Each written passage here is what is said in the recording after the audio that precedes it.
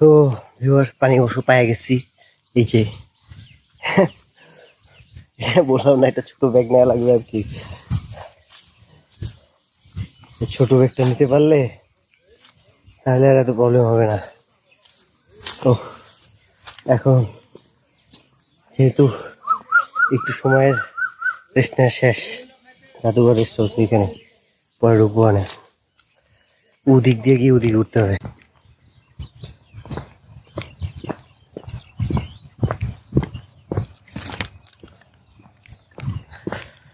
তো এই হইতেছে পাহাড়পুর আর কি।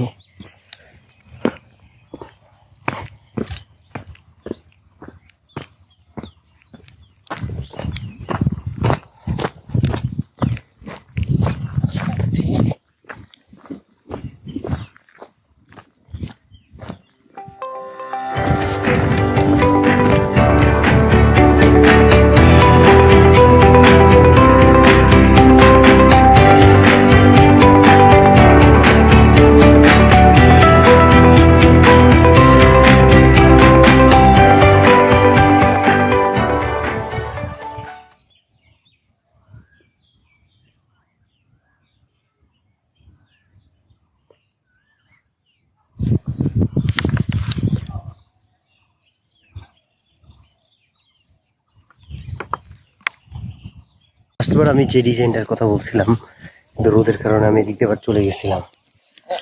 সেটা হইতেছে এই যে দেখেন, এই ডিজাইনগুলো সেই কত হাজার বছর আগে এগুলো করছে। তা আমাদের দেশে দারুণ ভাবে, এটা কিন্তু একটা বৌদ্ধ বিহার, যেহেতু সে অনুযায়ী দারুণ ভাবে ডিজাইনটা করছে। অনেক কিছু তো নষ্ট হয়ে গেছে, ধ্বংস হয়ে গেছে। এটা নাকি এই এরিয়ার সবচেয়ে বড় যে এইগুলো তার মধ্যে অন্যতম ছিল।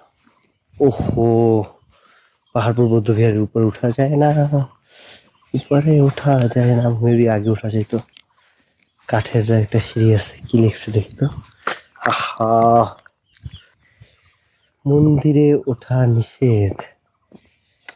উফ,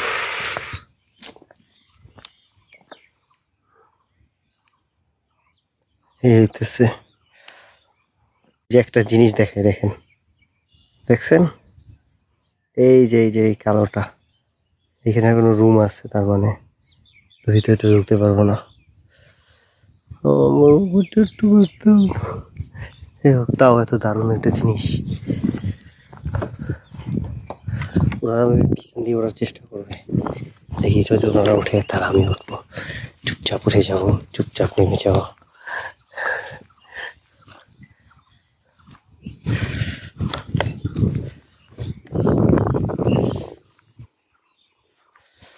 রাত্রিবেলা মনে হয় অসম লাগে। এখান থেকে আমার আলতা দিকে যাওয়ার মতো তারা আছে, না হলে এত তাড়াহুড়ো করতাম না। জায়গাটা কিন্তু দারুণ।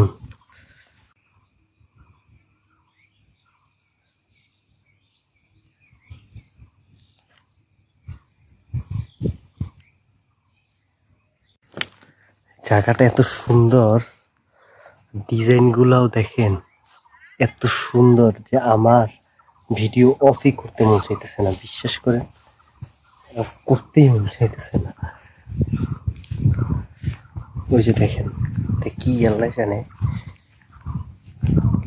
ভাই, এগুলো কি দেখতে বুদবুদ লাগে।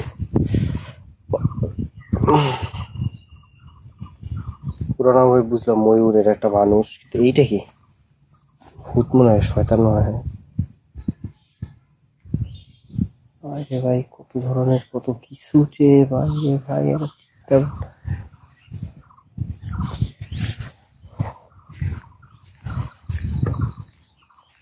এই জিনিসটা দেখছেন, দেখতে একেবারে ভয় লাগে না এই যে জিনিসটা। ওই যে একটা অর্ধেক মানুষ, ওটা মাথার অর্ধেক শেষ হয়ে নষ্ট হয়ে গেছে কোনো কারণে। ভাই রে ভাই, এটা ঠিকঠাক আছে সম্পূর্ণভাবে। ইসে বেহুলার বাসর ঘরে যা অবস্থা, এই প্লাস সেই, সেই প্লাস সে, এই আরো কত কিছু ধ্যান ধ্যান ধ্যান, এইটা স্টাইল করে আছে কিন্তু মানুষের মতো দেখছেন অনেকটা।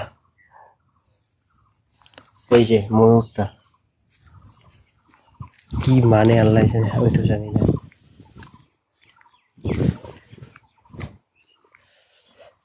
এইগুলা কি ভাই, আমার যদি কেউ একটু জানান ভালো হইতো। মহাবীরের ওগুলো মেবি রুম। দেখি বাজে কয়টা, 11টা, 11:30টার দিকে বেরোবো, অসুবিধা নেই।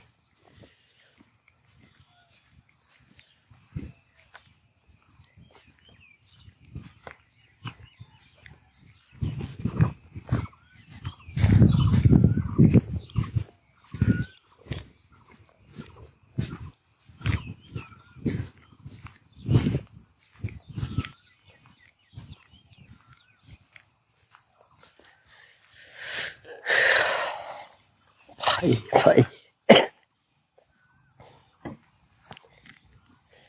কি বড় পরিমাণে সেই 1-1.5 বছরে ইটা বানাইছিল। অনেকের মতে এটা নাকি, এটা অনেকের মতে কি এটার সামনে তো লেখা যে এটা নাকি দক্ষিণ ভারতের দিকে, মানে হিমালয়ের দক্ষিণ দিকে, হিমালয়ের যে দক্ষিণ পাশে আমরা, এর মধ্যে সবচেয়ে বড় যে বৌদ্ধ মন্দির আগে ছিল, তো প্রত্নতাত্ত্বিক ওটা নাকি এটা ছিল। তো এই হইতেছে বিষয়টা। আহ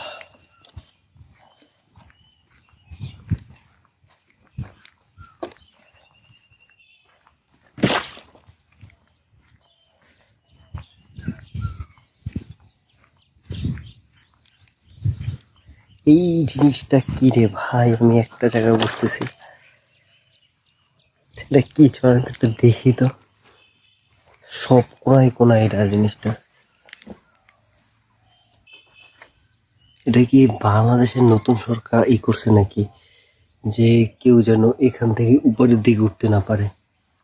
এটাও হইতে পারে যে সরকার এমন কিছু করছে, এটা আমি আসলে জানি না, এটা আমি আমার নিজের একটা ধারণা বললাম মাত্র।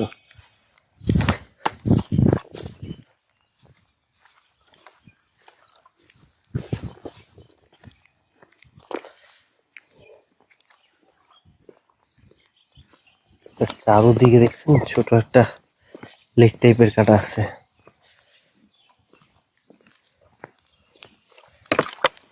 এই যে আমি এখানে নিজের একটা ছবি।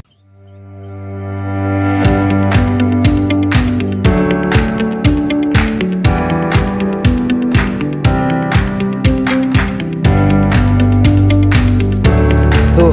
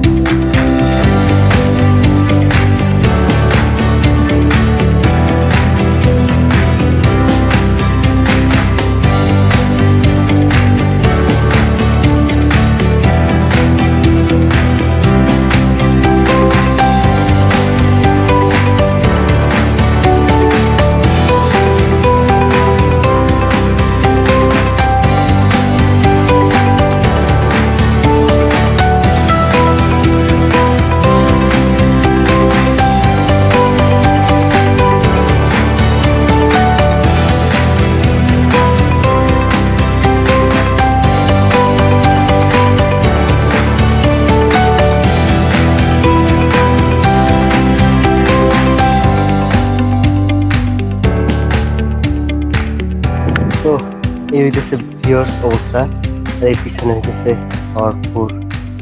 পাহাড়পুরের দারুণ একটা জায়গা। তো আমরা ওদিক দিয়ে কি যাবো? এই জায়গাটা পানি, বুঝছেন, যাওয়ার কোনো রাস্তা দেখতেছি না। গেলে ওই দিক দিয়ে ঘুরে তারপর যাওয়া লাগবে, আর যেটা মনে হয় না আর হবে। তো আপনি এই দিক দিয়ে দেখে নেন, কি আর করার। তোমাকে দিয়ে ব্যবহার করবো না, এটা আমি দিব না তোমার, এটা আমি আমার ব্যাগে রাখবো।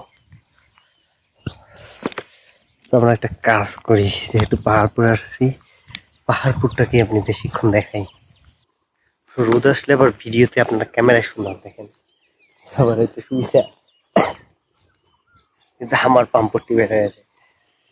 যদিও ব্যাগ নাই, এই কারণে কষ্টটা অনেক কম হইতেছে। ব্যাগটা আমি আঙ্কেলের কাছে রেখে আসছি, উনি আমাদের বাগেরহাটের আর কি। আমার বাড়িও তো বাগেরহাট, খুলনা বাগেরহাট। আমি ওদিকেও আপনাদেরকে নিয়ে যাব।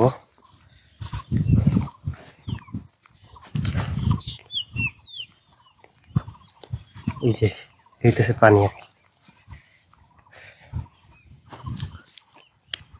এখন এদিক দিয়া সম্পূর্ণটাকে লাশবারের মতো দেখে নেন, কারণ এরপরে আবার কবে আসা হয় ঠিক নেই।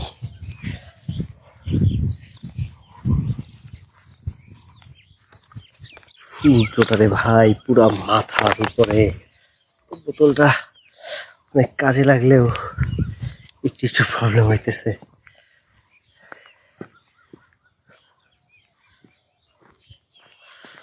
আমারটা আবার সানি গ্লাস, তো সূর্য লাগলে কালো হয়ে যায়।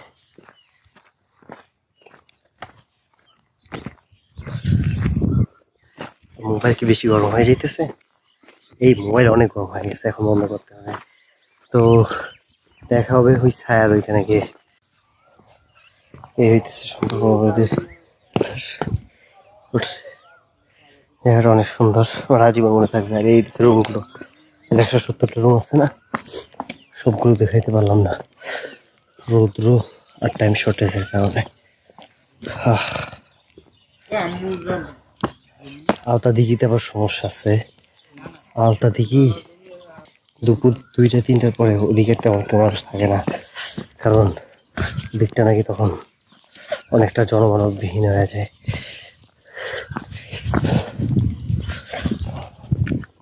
ওদিকটা নাকি, এবার আমি একটু যে বসেছিলাম তারা বললো যে ওদিকটা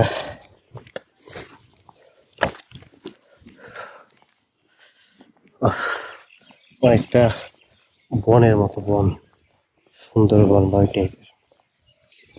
এবার আমরা সোজা চলে যাবো টিকিট স্টেশনে, ওখান থেকে যাব আলতা, না আলতা দেখি না, আলতাই দেখি। আলতাই দিঘি এলাকাটা অনেক নির্জন, আমি তো জানি।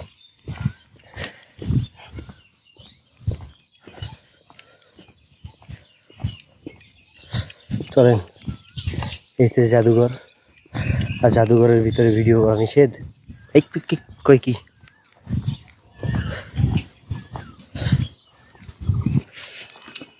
আন্টি, এটার জন্য কি আলাদা টিকিট কাটা লাগবে? এটার জন্য কি আলাদা টিকিট কাটা লাগবে? ও থাক, তাইলে লাগবে না। ও এটার জন্য, ও থাক তাইলে, যা দেখছি এনাফ। এটার মধ্যে এমনি তো দেখতে কেমন, কিছু নাই, শুধু শুধু 20 টাকা খরচ করার লাভ নাই।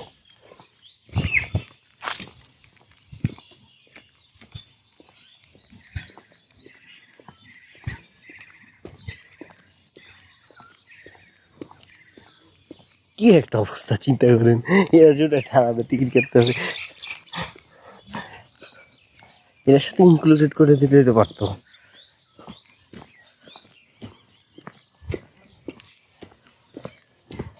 আমি কি ওখানে গিয়ে কিছুক্ষণ রেস্ট নিবো? I don't know. আর ওদিকে যেয়ে কিছুক্ষণ রেস্ট নিই, তারপরে বের হবো। শরীরটা ঠান্ডা করি আর মোবাইলটাও ঠান্ডা করি। ও কিছুক্ষণ বসি, হাগো বললে বন্ধ করি। তো ভিউয়ার্স, আমি একটা জায়গায় বসে আছি, ওই হইতেছে পাহাড়পুর। তো জায়গাটা অনেক সুন্দর, তারপরে পাখির ডাক শোনায়, শুনতেছেন? ওই দিকে একটা শুনি, মানে একেবারে ঠান্ডা মনোরম। বাট আর একটা জিনিস আমার ভুল ভেঙে গেছে, সেটা হচ্ছে আমি ভাবছিলাম ওই যে আপনার ওখানে যে জাদুঘরটা আছে, এই যে এই জাদুঘরটা, এই জাদুঘরটা আপনার এই যে ইসের এই টাকার সাথে ইনক্লুডেড, কিন্তু এসে জানলাম এইটাও সেই মহাস্থান ঘরের মতো ইনক্লুডেড না। আমার মনে হয় এগুলো কি এখন থেকে এরকমের, না আগে থেকেই ছিল? আপনি একটু জানায়েন তো আমাকে, যে মানে আগামী 5-10 বছর আগে যারা গেছেন তারা কি এই সব জাদুঘরে ফিরতে যেতে পারছেন, নাকি তখনও টাকা দেওয়া লাগছে? বুঝলাম না। ওই জাদুঘরে যাওয়ার জন্য আমি তো জাদুঘরে যাব না, 20 টাকা খরচ করে জাদুঘরে যাওয়ার কোনো মানেই হয় না। তার চেয়ে এইখানে এখন এটারে আমি যে 30 টাকা বলছিলাম, ওর মনে হয় না 20 টাকায় ঠিক আছে ভাই, এটা বেশি হয়ে যাবে 30 টাকা।